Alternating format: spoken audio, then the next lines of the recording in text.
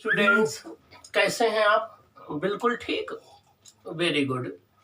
Students, previous lecture में हमने numerical का डिस्कशन स्टार्ट किया था, आपको याद हो, और हमने आपको ट्रिक्स बताए थे, गुरु मंत्र सिखाया था, क्योंकि गुरु हूं, फिजिक्स गुरु हूं, तो गुरु मंत्र तो सिखाऊंगा ही सिखाऊंगा। और तभी आप physics genius channel by doctor UK Mishra के चैनल पर जा करके सब्सक्राइब करेंगे, वही गुरुदक्षिणा होगी, ठीक ना? तो पिछले क्लास में, प्रीवियस क्लास में हम लोगों ने कैपेसिटर कैलकुलेट करने की ट्रिक सीखी थी, कुछ गुरु मंत्र सीखा था, उसमें एक सेम पोटेंशियल का मेथड हमने डिस्कस किया था, और एक डिस्कस किया था कि जब दो कैपेसिटर्स हों, ऑलरेडी वो चार्ज हों, उनकी सेम प्लेट को एक साथ कनेक्ट कर दिया जाए तब कॉमन पोटेंशियल कैसे निकालें, जब डिफरेंट प्लेट को कनेक्ट कर दिया जाए तब कॉमन पोटेंशियल कैसे निकालें। और हमने आपको होमवर्क दे रखा था कि आप उसमें ट्रांसफर ऑफ चार्ज निकालेंगे और लॉस इन एनर्जी कैलकुलेट करेंगे, ये मैंने आपको होमवर्क में दिया था। आज हम उसी कंटिन्यूएशन को आगे बढ़ा रहे हैं, आप ध्यान से सुने। चलिए देखिए, नेक्स्ट क्वेश्चन हम डिस्कस करते हैं। A parallel plate capacitor is charged to a certain potential difference. Means कोई एक पैरेलल प्लेट कैपेसिटर है, उसको एक डिफिनिट पोटेंशियल डिफरेंस तक चार्ज कर दिया गया। When a 3 millimeter thick slab is slipped between the capacitor plates, then to maintain the same potential difference between the plates, the plate separation is to be increased by 2.4 millimeter. Means आपने एक parallel plate capacitor ले लिया, उसको battery से connect कर दिया, battery से connect करके चार्ज कर दिया, उसमें कुछ चार्ज आ जाएगा और उसमें कुछ पोटेंशियल डिफरेंस आ जाएगा। बाद में आपने क्या किया कि उसी बाद में आपने उसमें एक डाइलेक्ट्रिक स्लैब इंट्रोड्यूस कर दिया। कितनी थिकनेस की? वो आपकी डाइलेक्ट्रिक स्लैब की थिकनेस आपकी थी कितनी? आपकी थी 3 मिलीमीटर। कितनी थी? 3 मिलीमीटर। आपने 3 मिलीमीटर की जो है एक डाइलेक्ट्रिक स्लैब उसमें इंट्रोड्यूस कर दिया। अब जब डाइलेक्ट्रिक स्लैब आप इंट्रोड्यूस कर दोगे तो पोटेंशियल जितना एयर या वैक्यूम में था वो डिक्रीज हो जाएगा।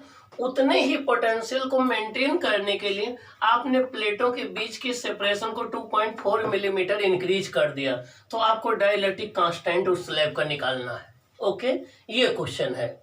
एक बार मैं क्वेश्चन फिर आपको एक्सप्लेन कर दूं। एक पैरेलल प्लेट कैपेसिटर है, उसकी प्लेट को आपने बैटरी से कनेक्ट कर दिया, कनेक्ट करने के बाद वो चार्ज हो गया, इसे बोलते हैं charging of the capacitor. Capacitor की प्लेटों के बीच में इलेक्ट्रिक फील्ड के रूप में, इलेक्ट्रोस्टैटिक एनर्जी के रूप में एनर्जी स्टोर्ड हो जाएगी, उस पर चार्ज आ जाएगा। कैपेसिटर की प्लेटों के बीच में पोटेंशियल आ जाएगा, पोटेंशियल V0 आ जाएगा, इलेक्ट्रिक फील्ड E0 आ जाएगी। अब आपने क्या किया कि कैपेसिटर की प्लेटों के बीच में एक डाइलेक्ट्रिक स्लैब इंसर्ट कर दिया। कितने मिलीमीटर थिकनेस की? 3 मिलीमीटर थिकनेस की। कितने? 3 मिलीमीटर डिस्कस की। और जब 3 मिलीमीटर थिकनेस की डाइलेक्ट्रिक स्लैब इंट्रोड्यूस कर दोगे तब क्या होगा? पोटेंशियल डिक्रीज हो जाएगा, वो हो जाएगा V = V0 अपान के। आप चाहते हो उतना ही पोटेंशियल है जितना वैक्यूम में है, तो आपने प्लेटों के बीच के सेपरेशन को इंक्रीज कर दिया। कितना? 2.4 मिलीमीटर। तो आपको बताना है कि जो डाइलेक्ट्रिक स्लैब आपने इंट्रोड्यूस किया है उसका डाइलेक्ट्रिक कांस्टेंट कितना है। ओके, चलिए हम सॉल्व करते हैं, देखते हैं इसको कैसे सॉल्व करेंगे। देखिए, सॉल्यूशन गिवन। Solution given. ये कोई एक कैपेसिटर है, ये कोई एक कैपेसिटर है और आपने बैटरी से इसको चार्ज किया। इसकी प्लेटों के बीच में एयर या वैक्यूम है, इसकी प्लेटों के बीच में एयर या वैक्यूम है। आपने इसको बैटरी से चार्ज किया, एक पर चार्ज +Q आ गया, एक पर -Q आ गया। प्लेटों के बीच में इलेक्ट्रिक फील्ड E0 हो गई, पोटेंशियल V0 है। ओके, इसे बोलते हैं charging of the capacitor. Charging of the capacitor मतलब हो गया कि कैपेसिटर की एक प्लेट को बैटरी के पॉजिटिव टर्मिनल से जोड़ दो, एक प्लेट को बैटरी के नेगेटिव टर्मिनल से जोड़ दो, तो कैपेसिटर की प्लेटों पर चार्ज ग्रो होने लगेगा। एक ऐसी कंडीशन आएगी जब कैपेसिटर का पोटेंशियल डिफरेंस बैटरी के टर्मिनल पोटेंशियल डिफरेंस के इक्वल हो जाएगा और कैपेसिटर फुल्ली चार्ज हो जाएगा। इसे बोलते हैं चार्जिंग ऑफ द कैपेसिटर। अब इस केस में potential V not equal to E not into D है। डी क्या है? प्लेटों के बीच की डिस्टेंस है। E नॉट क्या है? इलेक्ट्रिक फील्ड है जब प्लेटों के बीच में एयर या वैक्यूम है। V नॉट क्या है? पोटेंशियल डिफरेंस है। अब दूसरे स्टेप में आपने क्या किया? सेकंड स्टेप में, ये पहला स्टेप हो गया। सेकंड स्टेप में आपने एक डाइलेक्ट्रिक स्लैब ला करके इंट्रोड्यूस कर दिया। इसकी थिकनेस कितनी है? T। इसका डाइलेक्ट्रिक कांस्टेंट कितना है? K।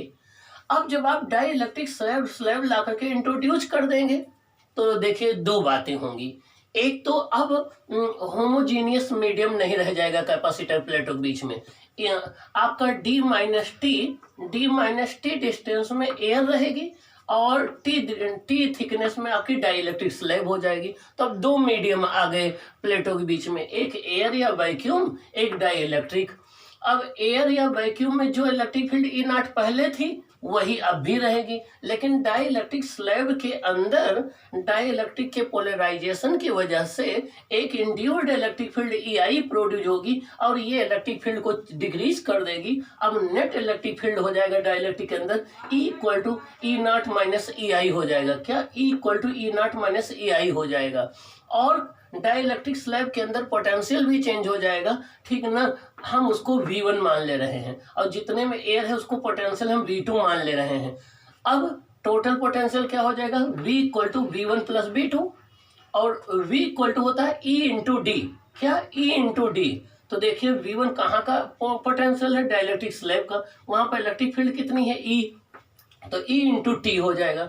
T थिकनेस है डाइलेक्ट्रिक स्लैब की, प्लस ई नॉट कहाँ पे इलेक्ट्रिक फील्ड है? एयर में। एयर की थिकनेस कितनी है बची है? D minus T. तो E naught into D minus T हो जाएगा और ये लेस देन वी नॉट हो जाएगा। क्या हो जाएगा? Less than V not. Means potential क्या हो गया? डिक्रीज हो गया। क्या हो गया? डिक्रीज हो गया। ओके। अब आप क्या चाहते हैं? अब आप चाहते हैं कि ये जो पोटेंशियल है ये पोटेंशियल इस पोटेंशियल के इक्वल हो जाए। ये पोटेंशियल अब आप ये पोटेंशियल आप चाहते हैं इस पोटेंशियल के इक्वल हो जाए। अब आप देखिए V इक्वल टू होता है E इंटू डी। तो V प्रोपोर्शनल किसके है? D के। अगर प्लेटों के बीच में डिस्टेंस ज्यादा होगी तो पोटेंशियल ज्यादा होगा, प्लेटों के बीच में डिस्टेंस कम होगी तो पोटेंशियल कम होगा। मीन्स V को इंक्रीज करना चाहते हो D को क्या करना पड़ेगा? इंक्रीज करना पड़ेगा।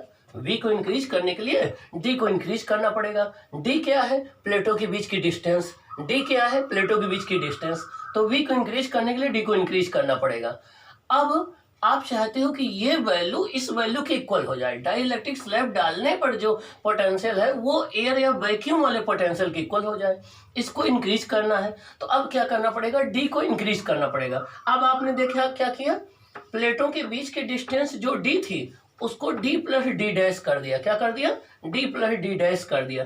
डी डैश जो है वो आपने डिस्टेंस इंक्रीज कर दी जिससे कि पोटेंशियल इंक्रीज हो जाए। आपने डी डैश डिस्टेंस क्या कर दिया? इंक्रीज कर दिया।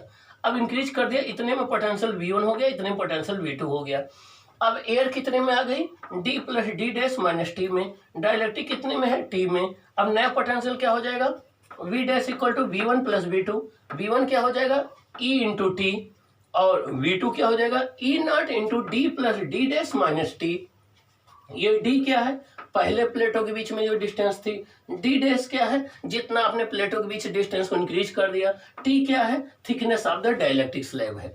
लेकिन क्वेश्चन में क्या कह रहा है कि ये पोटेंशियल इस वैक्यूम वाले पोटेंशियल के इक्वल है जब प्लेटों के बीच में कोई मीडियम नहीं था।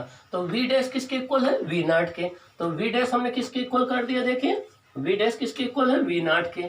अब दोनों पोटेंशियल को सेम कर दिया तो देखिए V डैश आपका था ET plus E not D plus D dash minus T equal to V not कितना था? E not into D.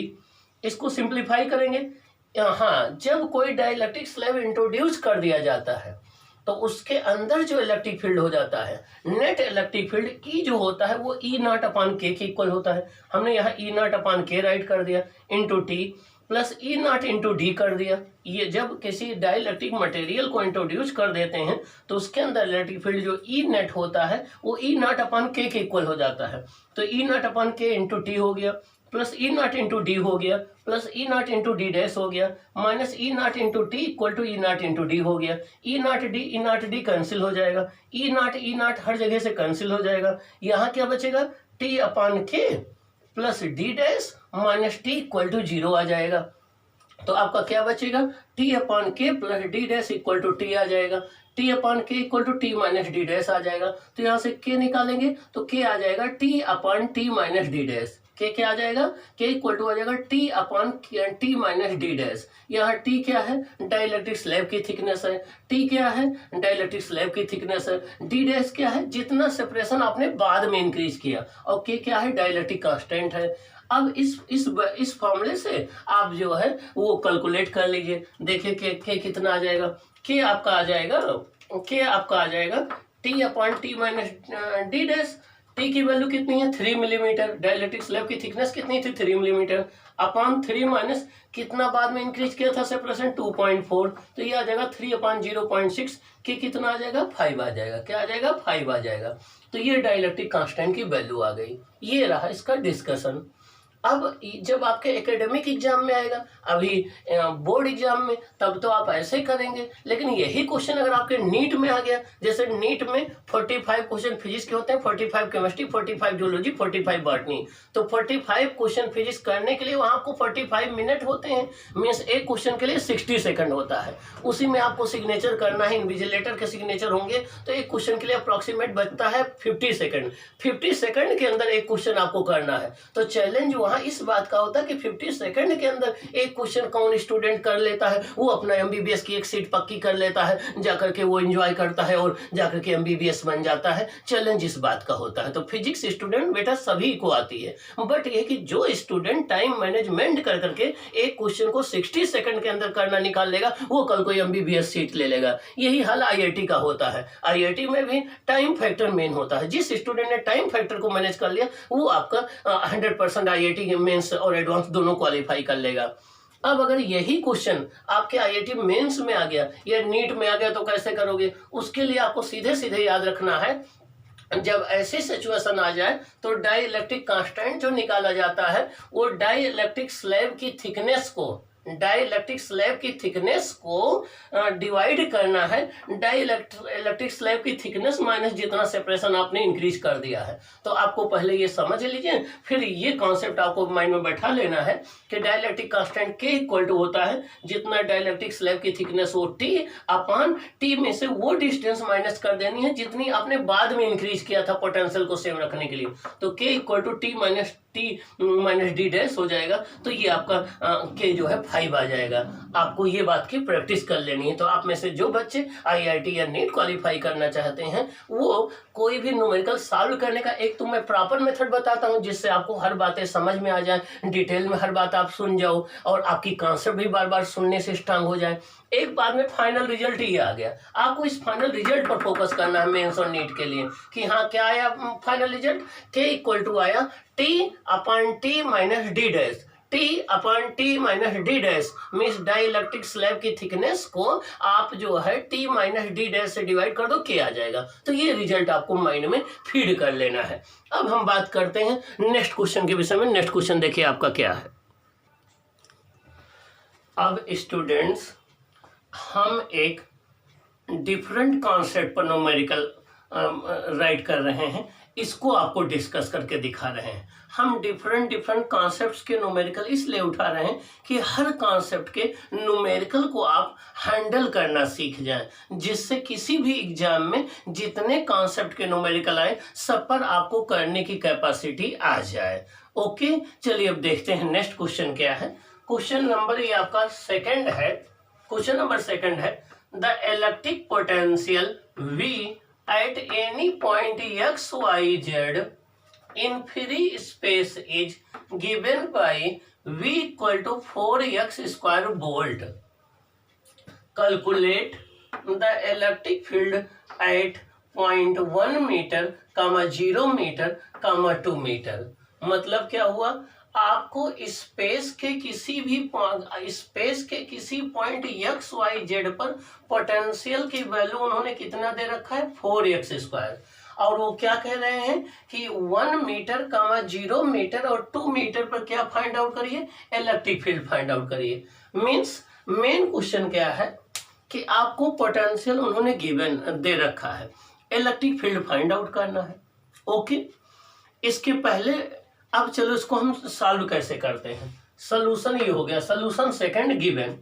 Board में आप इसी पैटर्न में करेंगे तब आप टॉपर बनेंगे। आपके भी 100 में 100 फिजिक्स में आएंगे, 70 में 70 थ्योरी में आएंगे, 30 में 30 प्रैक्टिकल में आएंगे। ये मैं 100% चैलेंज के साथ कहता हूँ। बस आप दिल जान से सब्जेक्ट पर लग जाइए, सिस्टम से लग जाइए, सीक्वेंस से लग जाइए। एक एक वीडियो लेक्चर को 10-10 बार सुनिए। अगर आपको ना समझ में आए तो मेरी गारंटी है कि आप कहना कि हाँ क्या क्यों नहीं समझ में आ रहा है, जरूर समझ में आएगा। मैं कोशिश करता हूं कि हर बात को बेसिक में जाकर के बार बार रिपीट करूं जिससे आपके समझ में आ जाए। बस आपके प्रयास में कमी होती है, कहीं ना कहीं आपको और पूरे मन से प्रयास करना होगा, पूरे दिल से प्रयास करना होगा, क्योंकि मैं तो आपके लिए काम कर रहा हूं ना। मुझे आपकी जिंदगी को बनाना है ना, मुझे आपको आगे बढ़ाना है ना। चलो देखते हैं। आपको V गिवन है 4x² वोल्ट। आपको इलेक्ट्रिक फील्ड फाइंड आउट करना है किस पॉइंट पर, 1 मीटर, 0 मीटर, 2 मीटर। आपको इलेक्ट्रिक फील्ड जो है इस कोऑर्डिनेट पर फाइंड आउट करना है, इस पॉइंट पर फाइंड आउट करना है। चलिए अब सबसे पहले हमें V दिया है, E फाइंड आउट करना है, तो हमें इलेक्ट्रिक फील्ड और पोटेंशियल के बीच में रिलेशन पता होना चाहिए। हमने आपको ये बताया था स्टूडेंट्स कि कहीं भी अगर चार्ज डिस्ट्रीब्यूट किया गया है, चार्ज का कॉन्फ़िगरेशन है, तो उस चार्ज की वजह से चारों ओर इलेक्ट्रिक फील्ड भी होता है, पोटेंशियल भी होता है। बस देखने का नजरिया अलग अलग होता है। अगर आप इलेक्ट्रिक फील्ड को स्केलर क्वांटिटी के टर्म में डिफाइन करना चाहते हैं तो पोटेंशियल की हेल्प ली जाती है। अगर आप उसको वेक्टर क्वांटिटी के टर्म में डिफाइन करना चाहते हैं तो इलेक्ट्रिक फील्ड की हेल्प ली जाती है। अगर डायग्राम के टर्म में रिप्रेजेंट करना चाहते हैं तो हम इलेक्ट्रिक फील्ड लाइंस को ड्रा करते हैं। तो किसी एक ही फिजिकल क्वांटिटी को ये 3 डिफरेंट मेथड्स से रिप्रेजेंट करने का तरीका है कि आप पिक्टोरियल रिप्रेजेंटेशन चाहते हैं तो इलेक्ट्रिक फील्ड लाइंस ड्रा करते हैं। अगर आप वेक्टर क्वांटिटी में रिप्रेजेंटेशन चाहते हैं तो इलेक्ट्रिक फील्ड के रूप में उसको शो करते हैं। अगर आप स्केलर क्वांटिटी के रूप में चाहते हैं तो पोटेंशियल के रूप में करते हैं। तो देखिए ये रिलेशन हमने आपको बताया था, E इक्वल टू होता है -dV/dr। E इक्वल टू होता है -dV/dr। इसका मतलब हो गया कि जो इलेक्ट्रिक फील्ड होती है वो निगेटिव ग्रेडियंट ऑफ पोटेंशियल होती है। इलेक्ट्रिक फील्ड जो होती है निगेटिव ग्रेडियंट ऑफ पोटेंशियल होती है। यहाँ निगेटिव इसलिए यूज किया जा रहा है कि इलेक्ट्रिक फील्ड के डायरेक्शन में चलने पर पोटेंशियल डिक्रीज होता है। मीन्स जब dr इंक्रीज होगा तो dv डिक्रीज होगा, इसलिए E जो है माइनस में आएगा। दूसरा यहाँ निगेटिव का मतलब यह हो गया कि इलेक्ट्रिक फील्ड की डायरेक्शन वो होगी जिधर पोटेंशियल सबसे तेजी से डिक्रीज हो, तो E इक्वल टू -dV/dr होता है। लेकिन ये रिलेशन हम 3 डायमेंशन में यूज करते हैं, जहां पर x भी हो, y भी हो, z भी हो। अब इसको हम 3 कंपोनेंट में डिवाइड कर दें। Ex होता है -∂V/∂x, Ey होता है -∂V/∂y, Ez होता है -∂V/∂z। ये 3 इसके कंपोनेंट होते हैं। यहाँ डेल का मतलब होता है पार्शियल डिफरेंशिएशन। डेल का मतलब क्या होता है, पार्शियल डिफरेंशिएशन। आप लोग मैथ में अपने मैथ के सर से ये चीज डिटेल में सीखेंगे कि सामान्य डिफरेंशिएशन और पार्शियल डिफरेंशिएशन में क्या डिफरेंस होता है। आप इसको वहां डिस्कस करेंगे। सामान्य डिफरेंशिएशन में अगर आप x² का डिफरेंशिएशन करोगे 2x आ जाएगा, ठीक है ना। पार्शियल डिफरेंशिएशन में जहां एक क्वांटिटी x से ज्यादा वेरिएबल पर डिपेंड करती है वहां पर हम इसका यूज करते हैं। पार्शियल डिफरेंशिएशन में जिस वेरिएबल के रेस्पेक्ट में हम डिफरेंशिएशन करते हैं उसको छोड़ करके बाकी को कांस्टेंट मानते हैं। अब यहाँ पर जो पोटेंशियल आपको दिया गया है वो केवल x का फंक्शन है, तो हम केवल ये यूज करेंगे, del Ex equal to -∂V/∂x। अब ये पोटेंशियल आपका y का फंक्शन है नहीं, तो ये डिफरेंशिएशन 0 आ जाएगा। ये z का भी फंक्शन नहीं तो ये 0 आ जाएगा। तो y कंपोनेंट इलेक्ट्रिक फील्ड का 0 आ जाएगा, z कंपोनेंट 0 आ जाएगा। केवल इसमें कौन सा कंपोनेंट होगा, x कंपोनेंट होगा। रीजन क्या है कि पोटेंशियल हमारा केवल x का फंक्शन है, पोटेंशियल केवल x पर डिपेंड कर रहा है। अब आप देखें Ex इक्वल टू हो जाएगा -∂V/∂x, 4x² आ जाएगा। आपका 4 जो है ये कांस्टेंट है, बाहर आ जाएगा। Ex² का डिफरेंशिएशन 2x आ जाएगा, तो आपका Ex हो जाएगा -8x वोल्ट पर मीटर।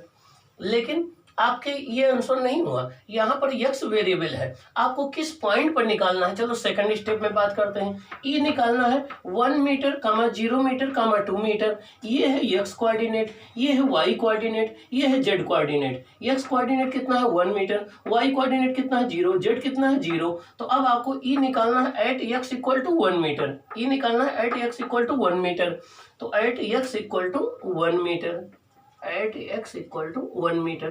तो आपको यहाँ निकालना है 1 मीटर पर। तो ये हो जाएगा 8 इंटू 1, तो ये हो जाएगा -8 वोल्ट पर मीटर। अगर आप इसको वेक्टर फॉर्म में लिखना चाहते हो तो एक्स एक्सिस के लंग यूनिट वेक्टर आई कैप होता है, तो एक्स हो जाएगा -8 आई कैप वोल्ट पर मीटर। ये आपका आंसर आ जाएगा। तो आप याद रखना, इस टाइप के न्यूमेरिकल जब भी आपके एग्जाम में आए, अगर आपको v दिया गया है, e फाइंड आउट करने के लिए इक्वल टू -dv/dr यूज करेंगे। अगर आपको यहाँ पर v दिया गया, अगर आपको e दिया गया है, v निकालना है, तो v equal to integration e.dr का यूज करेंगे। ओके, ये रहा। अब एक थर्ड क्वेश्चन हम डिस्कस करेंगे जो एक डिफरेंट कॉन्सेप्ट पर होगा। एक कॉन्सेप्ट पर ये क्वेश्चन मिल गया, अब एक नई कॉन्सेप्ट पर दूसरा क्वेश्चन हम आपको डिस्कस करने चल रहे हैं। चलो देखते हैं।